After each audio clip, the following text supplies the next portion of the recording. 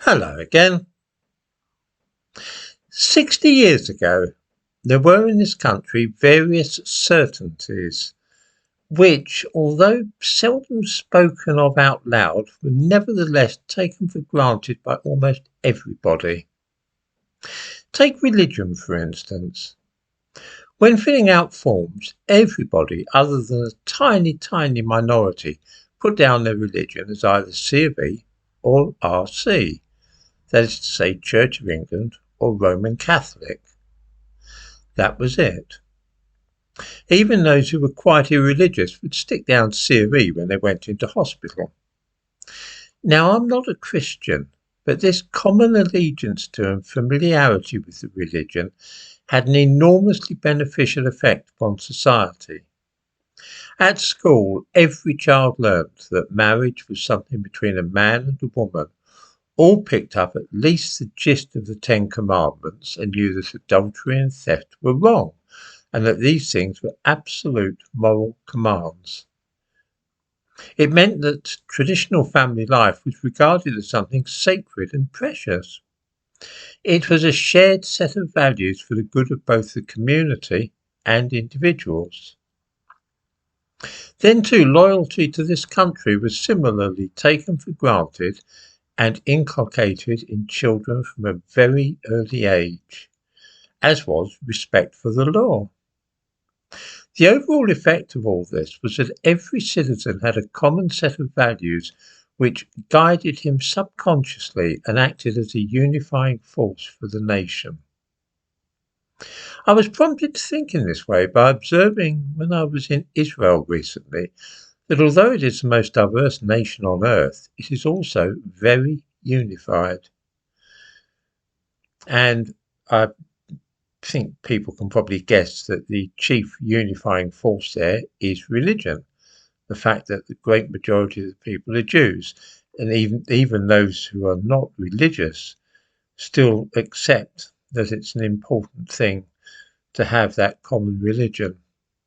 The thumbnail to this video shows some Israeli soldiers, and they are of every shade of black, brown and white, and yet they all of them share a religion or a religious background, and also a common set of values and an intense patriotism towards their country.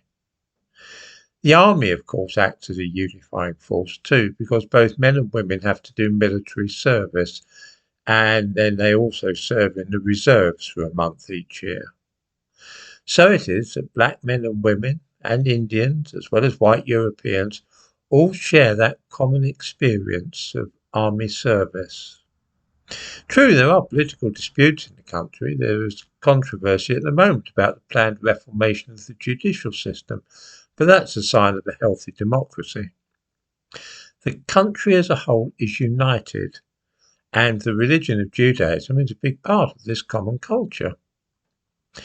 In Britain, we have more or less ditched religion, and children are taught instead that you can choose any way of life and that marriage is not really important.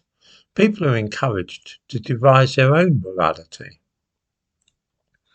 This has led to many children being raised not in stable families, but in splintered and disorganised so-called blended families. Patriotism to one's country, too, is treated as something faintly ridiculous, because we're all supposed to see ourselves as citizens of the world rather than citizens of Britain.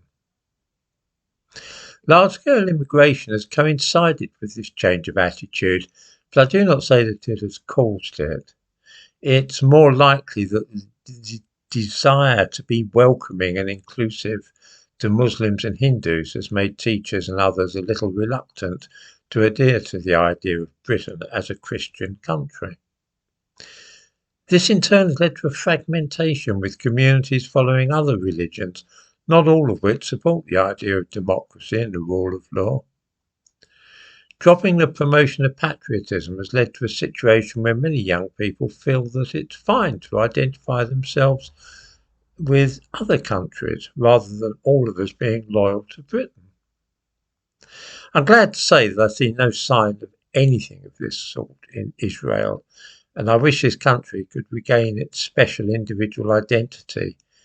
in the same way as it would perhaps save us from splitting up into self-contained communities, which is already being seen in parts of the country.